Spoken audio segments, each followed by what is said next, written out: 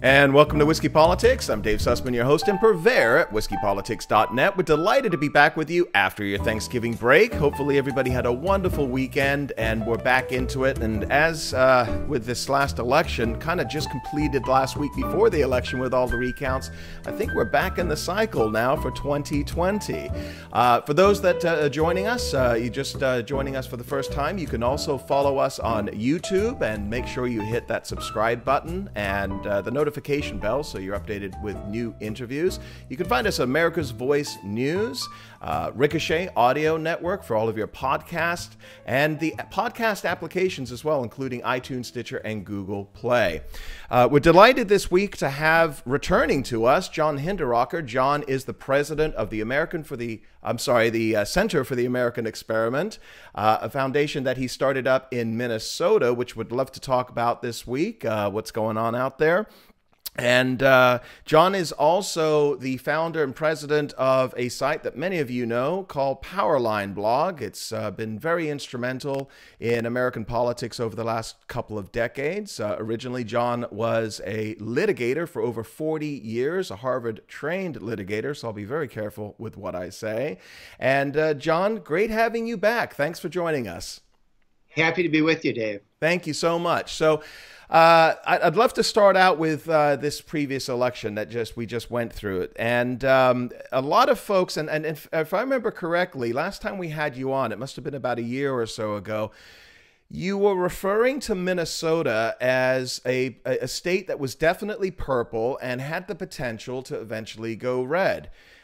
In this last cycle, we saw Keith Ellison become your attorney general, and we had a couple of Congresswomen, I think it was, some of whom are calling out as anti-Semites. What's going on in Minnesota? Well, Dave, long story short, the Democrats had been hoping for a blue wave in November. Those hopes pretty much fizzled out across the country. It was a very routine election, nothing special for a first midterm of a new president. But the one place where the blue wave really struck was Minnesota. I'm not sure why that is, but it's a fact. And what we saw in Minnesota, unlike most states, was really a wholesale rejection of the Republican Party. It was frankly pretty depressing. So the Minnesota House was up for election, all the seats in the Minnesota House, and the Democrats netted, I forget the exact number, but enough to take control of the House away from the Republicans. The Minnesota Senate happily was not up this year. It's a good thing. The candidates for statewide office, the Democrats all won easily. We Republicans thought we had some good nominees for some of those statewide offices, but the votes hardly varied at all. It was breaking down about 60-40 for the Democrats, the only exception being Keith Ellison, where something like, 4 or 5% of people who otherwise seemingly were voting a straight ticket deviated and didn't vote for Keith Ellison. However, what they did do was they voted for the Marijuana Party candidate. So that was pretty depressing too. And then we had two Senate races. Minnesota was really the eye of the hurricane in 2018. It was a historical fluke that both of our Senate seats were up. We knew we weren't going to beat Amy Klobuchar, but we thought we had a strong candidate in the other race against Tina Smith, who was appointed to fill out Al Franken's term until the next general election. Kind of a faceless, not very well-known candidate, longtime Democratic Party staffer, Planned Parenthood executive, not a very appealing candidate. And I thought that was going to be a very competitive race. It turned out that it wasn't. People just turned out in droves to vote for Democrats. And the other thing that happened in Minnesota that does follow the national pattern is a realignment between rural and suburban voters. So the Democrats picked up two suburban districts, very depressing to me. The second district where I live was one of them. Jason Lewis, one-term incumbent, former radio talk show host, lost this year to the same candidate he defeated in 2016. And Eric Paulson, who was about a 5-term incumbent in the third district, again, a predominantly suburban district, lost. to a Democrat who was totally unknown, but was a rich liberal. His family owns his major interest in the liquor industry, and that was all it took in this election. So the only other comment I would make, Dave, and kind of giving our viewers the big picture, is that the massive turnout that the Democrats hoped to drive nationwide because of what they saw as dissatisfaction with President Trump, which I think they had, in most states, greatly overestimated. And nationally, they didn't get that massive turnout, but they really got it in Minnesota. So the losing candidate for governor, the Republican candidate for governor, a guy named Jeff Johnson, got over 1 million votes. He got the second highest vote total of anybody who's ever run for governor in this state.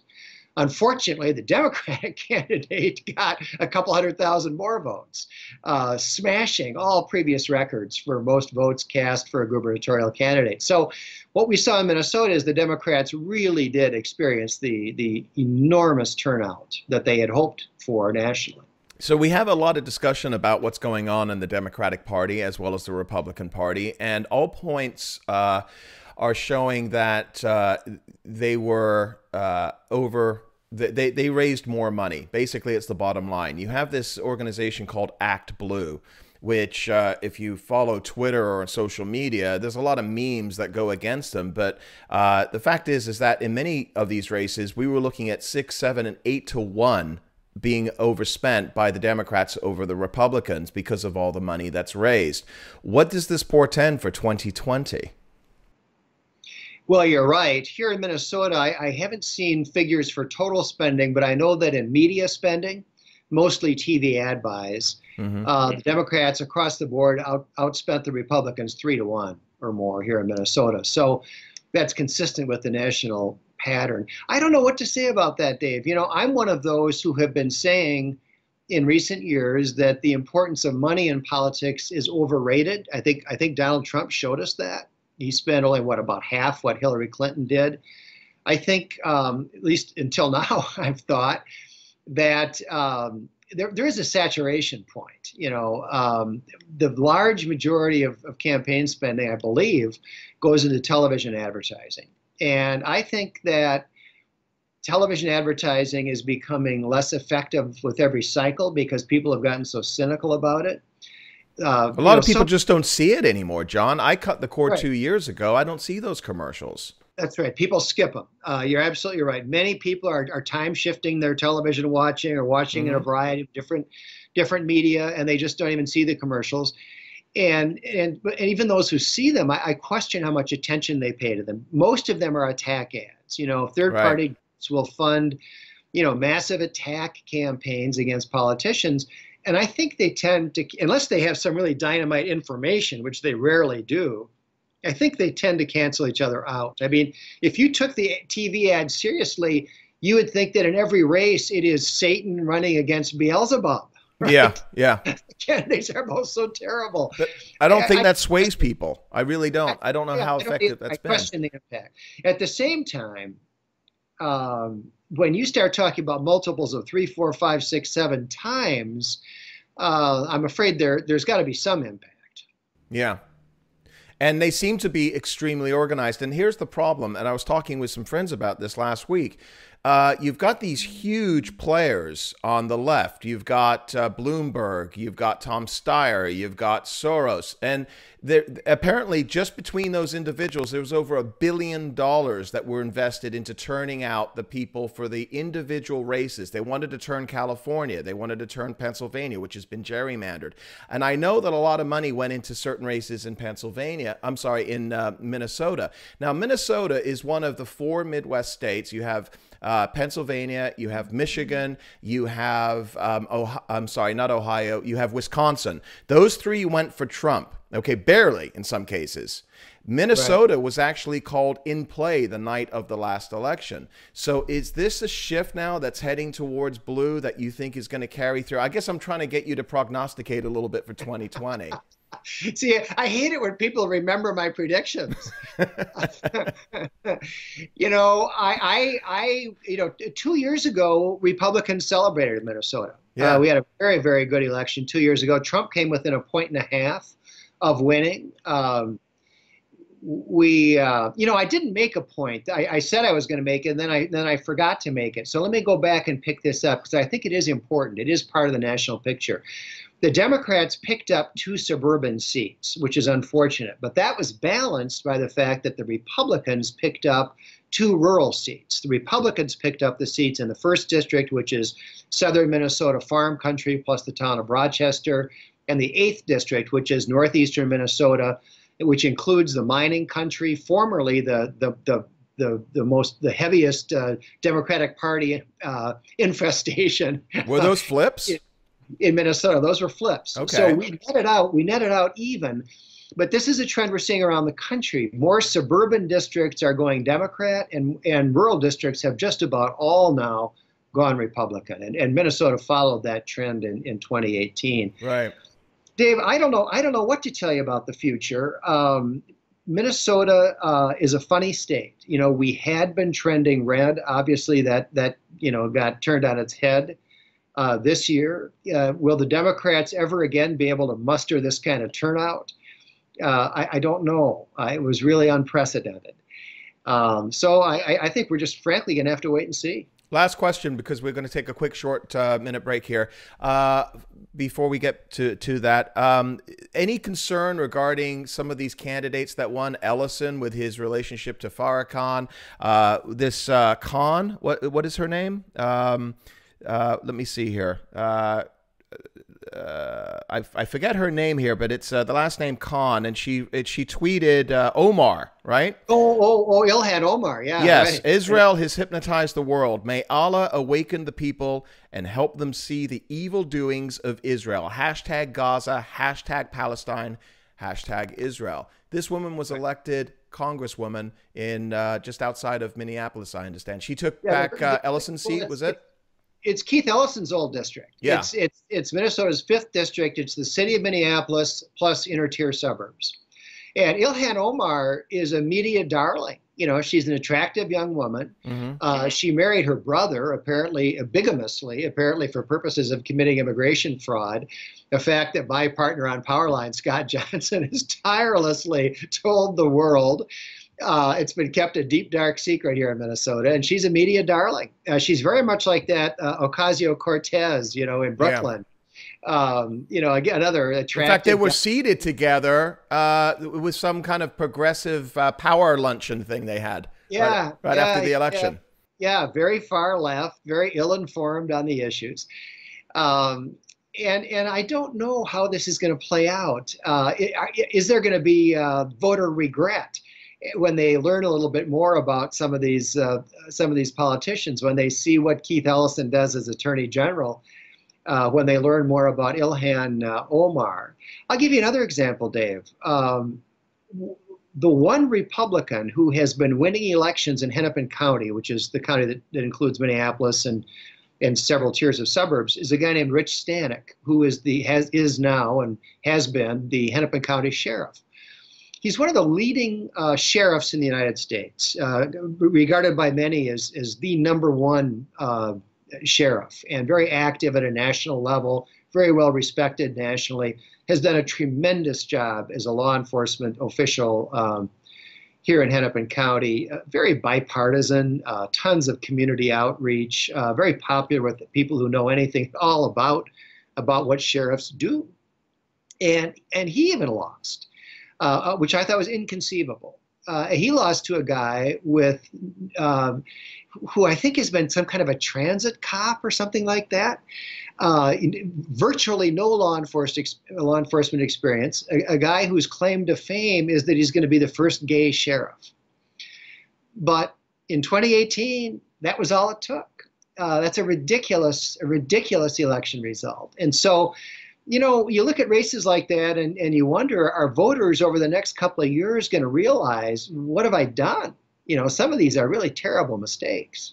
You hope that they have that realization, but this identity politics is a cancer. And I want to talk a lot more about this after the other side of this break as we get back with John Hinderaker. And by the way, congratulations last week. I heard a little bit of your sitting in for Laura Ingraham, a radio show, correct?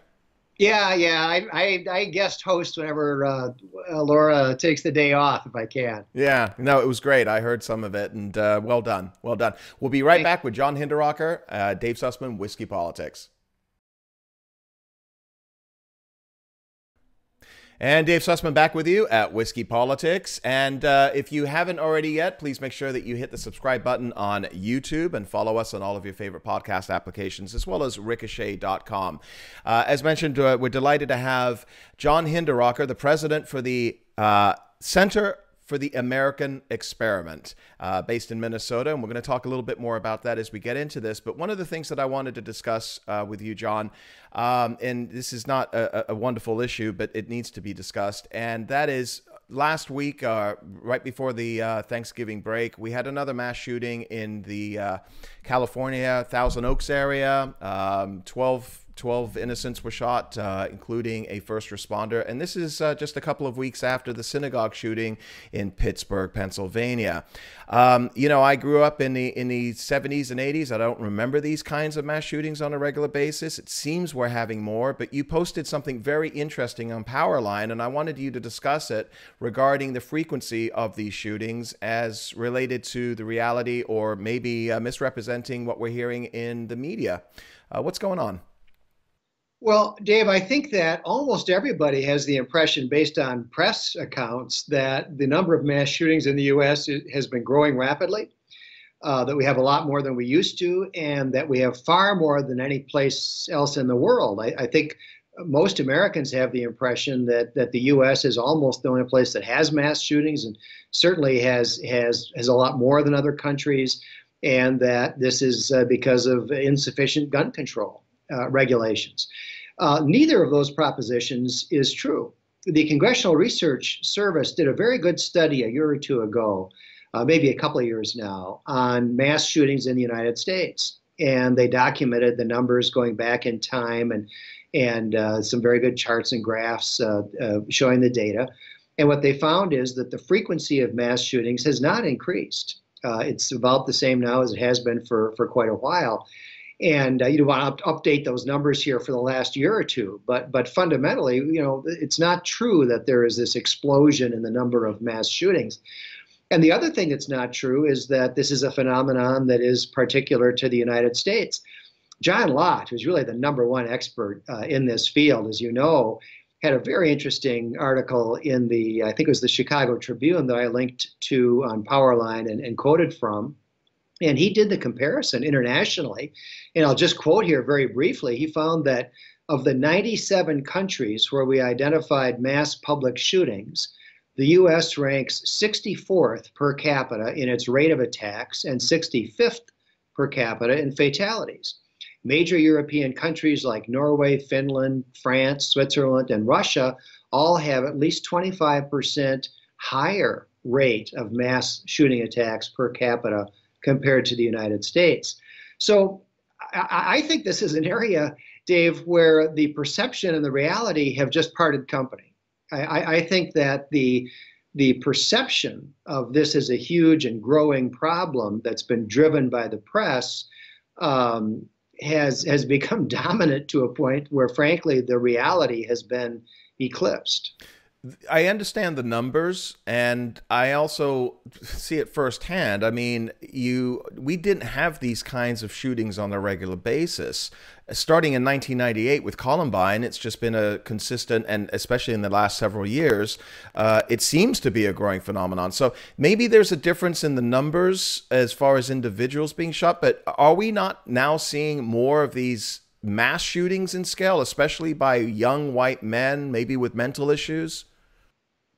Well, I don't think there's anything ethnic about it, Dave. I think the mass murderers are randomly distributed through the population as far as race is concerned. But the answer is no. I don't think we are. I think what we're seeing is an explosion in the publicity that is given to mass shooting incidents. The first one I really remember, I'm older than you, Dave, and the first one I really remember was, I think his name was Charles Whitman. He was Yeah, the guy who Texas. climbed the top of the tower at the University of Texas with a rifle and started just, shooting But people from the top of that the was in the tower. 60s, John. Yeah, yeah, 60s, early So, 60s, so if the I one remember after correctly. that most people can point to is Columbine in '98.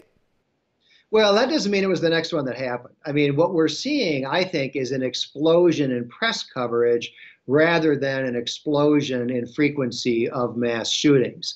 Now, again, we're looking at this in per capita terms, and the United States is a very rapidly growing country. A lot of people don't realize, Dave, everybody knows China is the most populous country in the world, and almost everybody knows India is the second most populous. A lot of people don't realize we're number three. There are far more people living in the United States than there were even 25 or 30 years ago. And so a lot of things have increased, but on a per capita basis, mass shootings really is not one of them. What impact do you think this is having on our culture? I went with my brother yesterday to the shooting range. I invited my 18-year-old son to come with me. He didn't want anything to do with it now. And so, I mean, I take a look at I mean, he's angry, he's furious about this, and he writes for his school, and he wants to go into journalism, and they're talking about having a walkout today, the first day back of school after the holiday, to protest this. And he's not Well, to protest what? To protest what, he's though, not a Dave? I mean, left-wing kid, but they're angry. I mean, they want new rules on mental health, and I don't know what gun control issues can be implemented. This was a gun-free zone in Thousand Oaks, right? I mean, I don't know what laws you could have that's implemented that usually could have one of the changed problems. this. Yeah, that's usually one of the problems. I mean, one practical thing we could do is get rid of gun-free zones. I mean, that Yeah. would help. It wouldn't be a total solution, but it would certainly help. But to answer your question, Dave, I think it's having a major impact on the culture. I think this constant drumbeat of publicity it has to have an impact. And of course, one of the things that happen is that liberals are never called on to explain in a rational way what they want. And so what they'll Yeah. always say is, we need common sense gun control. Yeah. Well, we've got thousands of gun control statutes and regulations already in place. Firearms are very heavily regulated. And so I'm open to the possibility that there could be something that we could do differently or better. In fact, I got some ideas.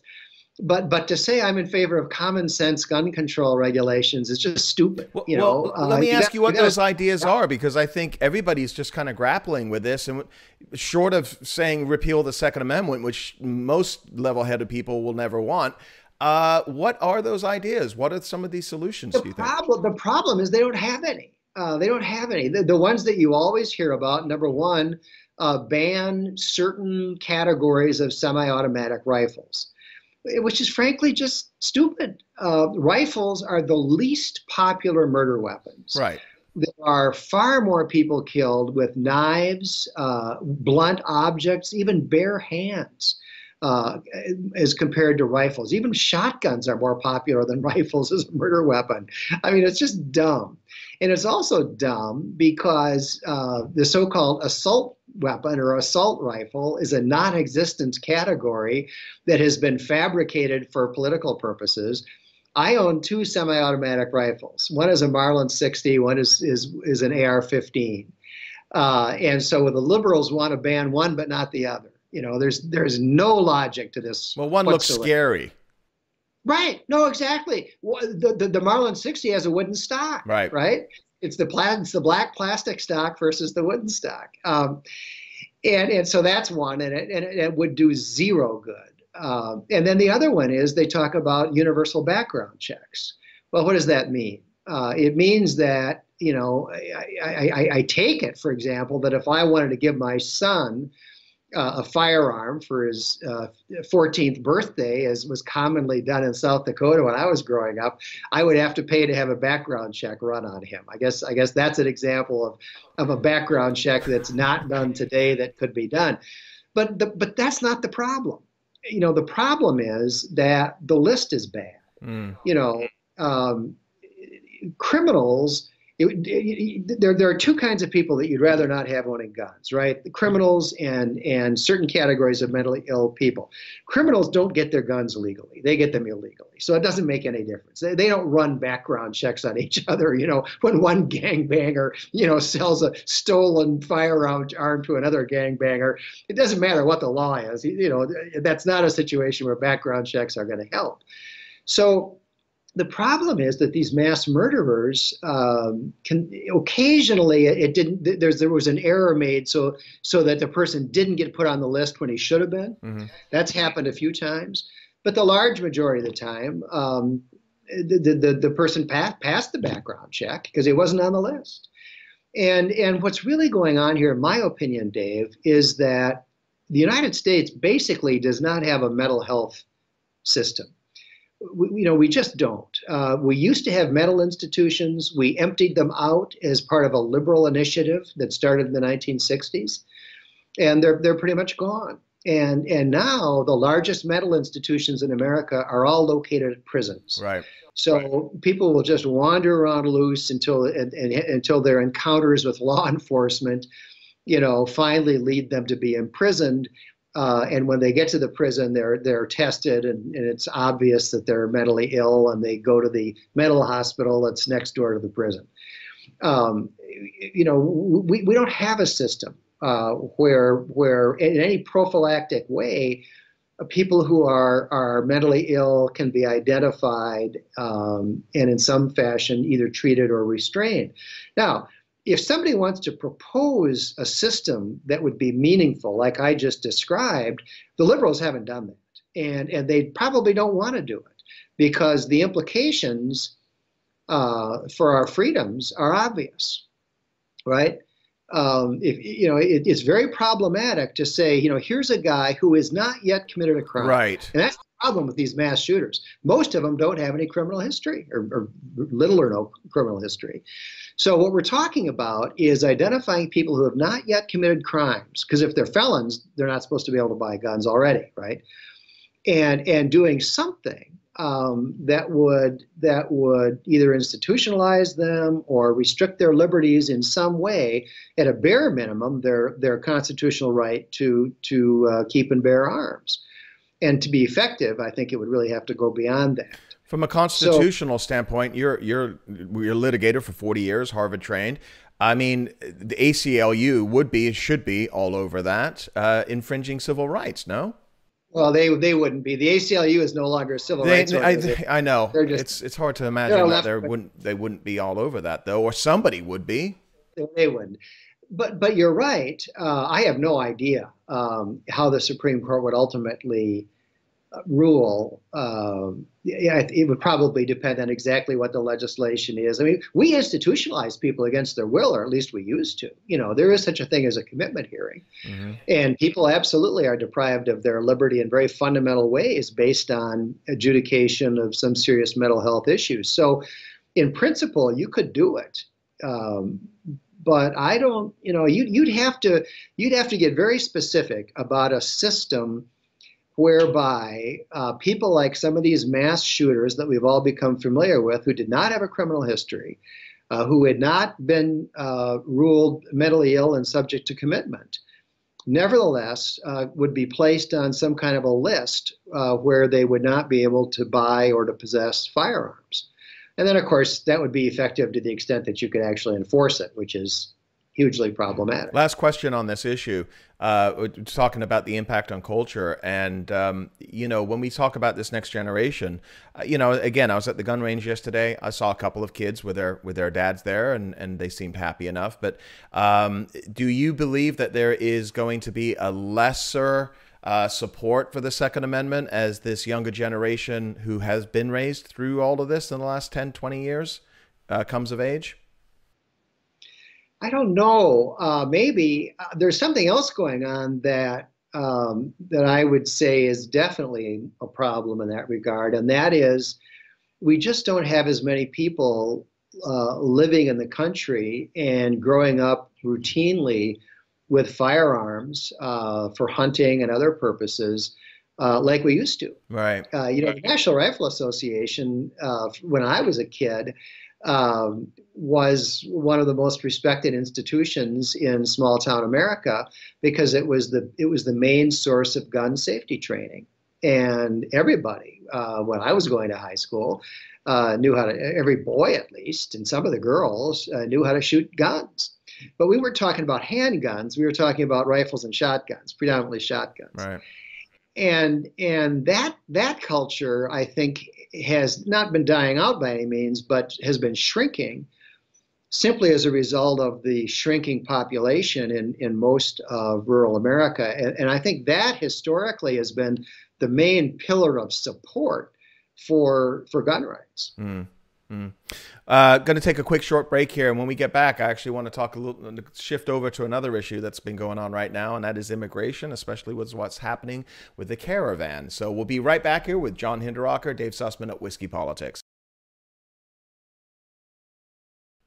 And Dave Sussman back with you at Whiskey Politics, and very pleased to have John Hinderaker. John, you were just on Laura Ingram's show. In fact, you hosted for Laura last week. I know you sit in for her occasionally. And one of the big issues that was discussed last week, and it's continuing right now, is this Honduran Caravan that's knocking on the door of Southern California. Any updates on that? And I'd like to get into some of this as far as what's going on and what we could do about it. But what are your feelings about what we're seeing right now at the border? Well, first of all, Dave, I've been offline this morning, so I'm not sure if something has happened in the last 8 hours or so. Yeah.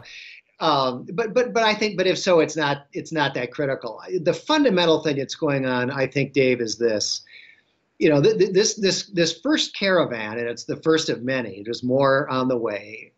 It started primarily in Honduras, although there's other people who have joined it, and it's now arrived in Tijuana. Yeah. And yesterday, an effort was made to charge the border, break through, enter illegally into the United States. Rocks were thrown at Border Patrol agents. They responded with tear gas and water cannons to keep people from charging through. There was some kind of a hole in the fence, and so the Border Patrol was able to keep them at bay. But the fundamental problem here, Dave, I think, is we've got a loophole in our law, our immigration law, as it relates to refugee status and asylum. And the would-be illegal immigrants have figured this out. And what the activists tell the illegal immigrants, and there are activists and lawyers, and there's a whole industry of trying to help these people get into the United States. Why that is, I'm not sure, but it exists. And what they tell them is try to sneak across the border. If you make it across the border, head for California. If you get caught, the first words you say are, I'm a refugee, I want asylum. And if you say those words, that, under existing U.S. law, triggers certain due process rights. And you won't be detained. You will be released and a hearing will be scheduled. Well, most of these people are nowhere to be found. They're not refugees. They don't qualify under our law for asylum, and they know it. But what happens is that between the time when they're apprehended illegally entering the country and their supposed hearing date, they just disappear. They go to California or some other scofflaw jurisdiction, of which there are many at this point, and they just disappear into the illegal immigrant population. So it's a huge loophole in our laws. The fact that Honduras is, frankly, a terrible place right now with a bad government and a high level of crime and violence does not entitle every single Honduran to asylum in the United States. That's not our law. It was never intended to facilitate or enable, mass migrations of populations from other countries that are less desirable into the U.S. And, if you're applying for asylum, or if you're a refugee, you're supposed to apply for asylum in the first safe place you get to. If you are being persecuted in Honduras in a way that would qualify you for asylum based on race, religion, political affiliation, you're supposed to apply for asylum in Mexico. You're not supposed to walk 1,000 miles across Mexico or bus 1,000 miles across Mexico, as these people did most of the way, to apply for asylum in the United States. That's not how it's supposed to work. But you'll notice that's the same thing that happens in Europe. People from Afghanistan and Africa and other places in the Middle East that make their way across the Mediterranean to Turkey, or they land in Greece, or they land on the coast of Spain. They don't stop there. They don't. They say they're seeking asylum. They say they're refugees, but they don't apply for asylum in Turkey or Greece or Spain or Italy. They head north. They want to apply for asylum in Germany or Switzerland or the United Kingdom. Those are the desirable destinations. So this whole refugee situation has gotten completely out of hand. And it's ultimately the result, I think, of a loophole in American law. So as I understand it, and correct me if I'm wrong here, John, so what happens is that the second you step foot on American soil and you claim asylum, they have to give you a hearing. At most, they can hold you, up to 20 days or something, at most? Yeah, I think if you apply for asylum, they don't even do that. There are limits on how long they can hold you, if you're simply an illegal immigrant. But I don't know that they even detain asylum seekers at all. So if you claim asylum, they don't even have to hold you and go through that process of 20 days. Now, because you're Honduran and not Mexican, they can't just put you back into Mexico, right? And so that's kind of where the problem is as far as kicking people back over the border. You can't do that because they're not a Mexican citizen. I believe that's right. We need a lot better cooperation from Mexico. I mean, Mexico should not be allowing thousands of people to trek. I think it's about 1,000 miles or close to it. Yeah. And they're busing most of you can't walk that far. Nobody's going to walk that far. They get bused. Well, who's paying for the buses? Yeah, there's buses, there's trains, there's all sorts of people that are helping them out. Yeah. Now, going back to your point here, though, is that this loophole allows people to, just kind of spread out into the country and unlikely never to be found if they don't show up. And there's a very, very high percentage of people that don't show up for their hearings, right? Correct. Yeah, that's correct. So really the solution is don't let them get across the border in the first place. Which is what Trump is trying to do. But a judge on the Ninth Circuit, very liberal Ninth Circuit, just overturned that, right? There was what was it? I think it was overturned on Friday, right? And they said that they have to allow these people to enter. And there's an order that was overturned, right? A TRO, temporary restraining order. The TRO is entered. And really, in my opinion, what we need here is a legislative fix. And the problem is that you can't pass any immigration legislation, no matter how obviously warranted it is, because the other side, whichever the other side is going to hold out for comprehensive immigration reform. And so here, you might think that you could get majorities very easily in the House and the Senate to change our law relating to refugee status and asylum so that it doesn't just provide an open door for illegal immigrants. But the Democrats will never vote for it. Why? Well, because they want other changes. Their position, I'm sure, would be, well, we might vote for that, but only if we also do A, B, C, D, and E, which the Republicans don't want to do. And so we have this stalemate where I think it's just very difficult in the foreseeable future to see how we're going to get needed changes to our immigration laws. They must realize that a large percentage of the American population think of the Democrats as weak on immigration and weak on border security. You'd think that'd be something that they'd want to at least change the perception of, no? Well, that's why we have President Trump. Yeah. I mean, you might think that, but if you look at especially the younger generation of Democratic politicians, there is no talk about strengthening immigration policy, enforcing our laws, having real borders. The Antifa chant is no borders, no wall, no USA at all. And that, not all Democrats are willing to chant along with Antifa, but that really is the policy of the more progressive Democrats that are now being elected to office. Right. So that's something that I have I'm really wondering exactly what is going on with this, because if we start taking a look at future elections, and a lot of people thought that Trump was talking about the Caravan, and CNN and MSNBC was saying that he was using that as an element of fear to motivate the base to get out. But he was right. I mean, the fact is that we're, a week or two after the election now, and these people are starting to hit the border and try to ram the border. And like you said, we're looking at these people that are going to now have to be allowed into the United States, especially with this this overturn of an order. So you'd think that would be an election winner, yet it wasn't. Or maybe it was, and we just were not able to, deal with it. Maybe there was a blue wave and there was a red wave, and the blue wave was just a little bit bigger.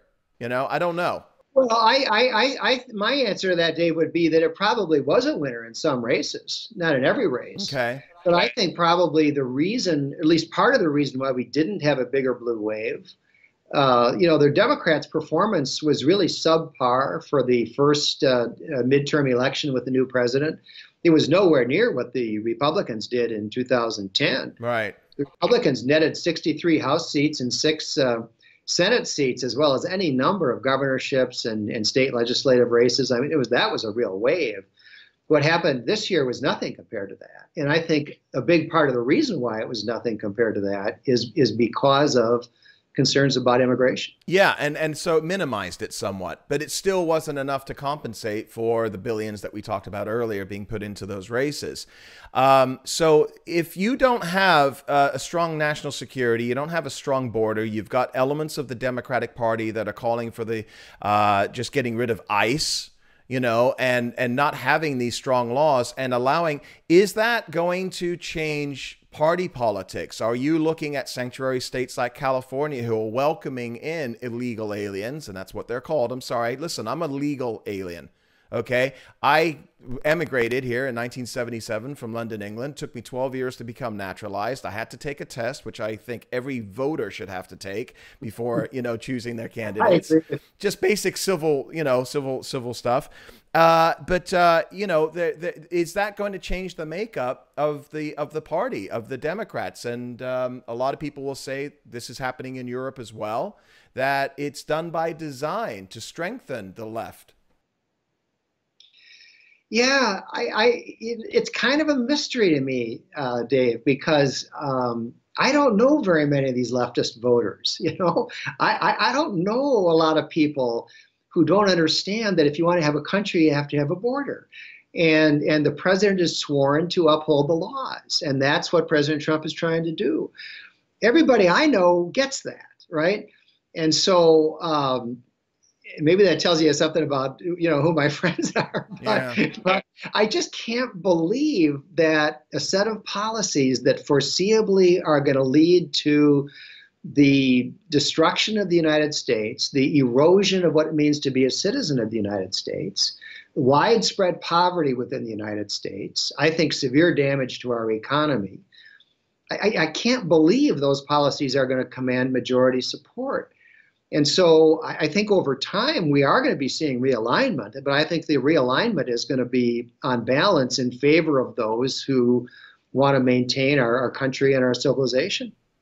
I'll tell you one more thing, Dave. Please. I've got a friend, a college classmate who is really hot on the topic of immigration. And one thing that he loves to do is to talk about places in the United States that are thinly populated where we could settle 40 or 50,000 illegal immigrants or so-called refugees like the ones from Honduras. Right. For example, he says, how about the Hamptons? The Hamptons have got a very low Palo Alto population density. Let's put 50,000 of them in there. How about Marin County, California? Marin County, if you drive through it, hey, hardly anybody lives there. I'll bet we could put up 50,000, 60,000 folks in Marin County, And I think if we started doing that, elite attitudes toward immigration might change very rapidly. Yeah, no, and it's funny, but at the same time, it's a lot of truth to it, because you've got these guys that live behind their huge walls, and it's okay for them, right? As long as I can afford it. But no, it's a major problem, and I see what's happening right now is not just a political issue, but I think it's also a cultural issue, and it's a political power issue for decades to come. If you're giving free schools and free healthcare and free housing and welfare and all of the things that are incentivizing people to come, and yes, most of them are hardworking individuals that do want a better life. Right? I mean, we can't just say across the board that these people are all horrible individuals and illegals. You know, they want to support their families, and I get it. And if I was in El Salvador or Honduras, I'd want a better life for my kids as well. But there is a legal process to go through this. And that legal process is you got to get into line, wait in line. It's going to take a long time, and go through that process and become a citizen. And I know that many legal citizens legal immigrants from all over the world, generally, when I speak with them, have more of a conservative perception, right? They believe in the American way of life, and they believe in capitalism because they came from places where, socialism didn't work. And so I think that there is a divide there politically and culturally, as well as legally. So it's sad to see what's happening. One of the things going on here, Dave, is, the left hates our culture, and they want it to be undermined. Yeah. They want it to be destroyed, and they're not stupid. They know that importing millions of people from totally alien cultures, very different cultures, whether it's, Guatemala or Somalia or whatever it might be, mass immigration at that level is going to change our culture. They think that's good. And you have a Somali population in Minnesota, correct? It's huge. Yeah. Nobody knows how big, actually. Yeah. But it's very huge. Yeah. Well, let me ask you a little bit more as we finish up here. I greatly appreciate you taking the time, John, today.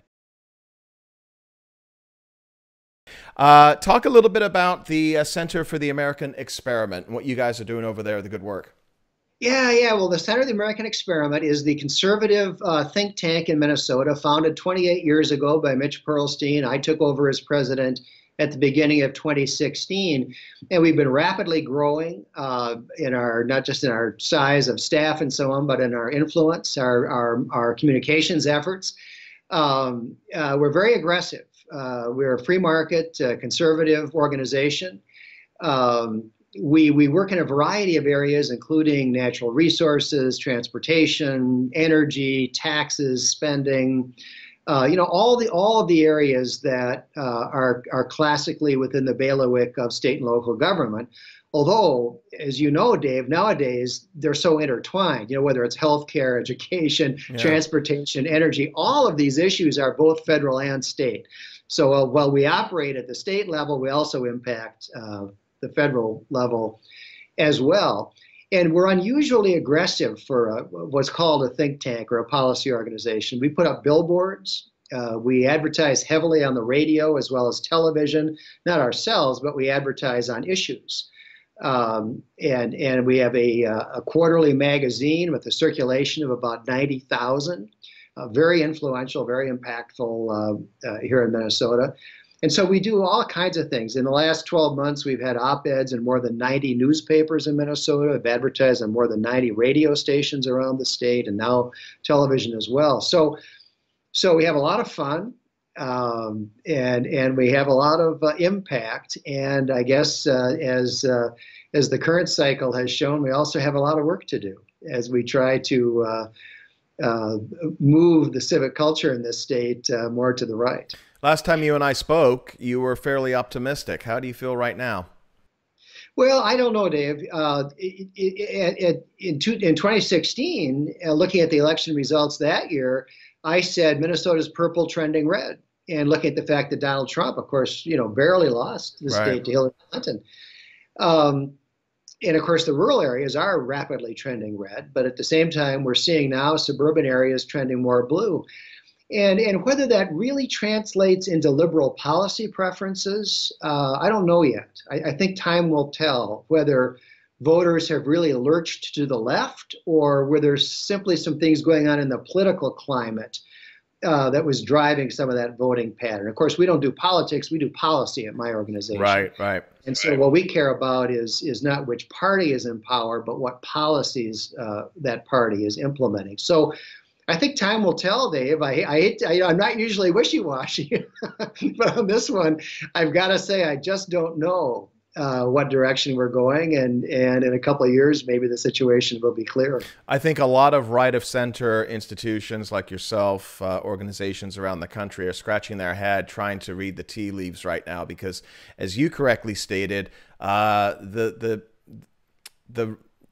right did lose the suburbs. They lost a lot of women, a lot of female voters that voted for Trump. Now, is it because they're turned off by his tweets and by his approach to things, the way he talks? I don't know.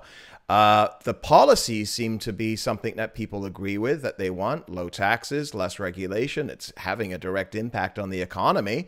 I don't generally tend to look at the stock market as an indicator of the economy. I'd listen to small business owners. Optimism is at a record high right now. So, well, Dave, I testified in front of the Joint Economic Committee of Congress on the impact of the Tax Cuts and Jobs Act on Minnesota's economy. I've got an economist who works for me, and he prepared the charts and graphs, and I gave the testimony. It's striking. You can't deny it. Right. You look at what happened in our state and every state when that legislation passed and was signed by President Trump. I mean, it was an immediate shot in the arm. So are we losing the messaging war? My last question for you. Yes. Yeah, I don't think there's any question about it. And I think we have to relentlessly focus on policy. And I think as long as we're talking about policy, we win.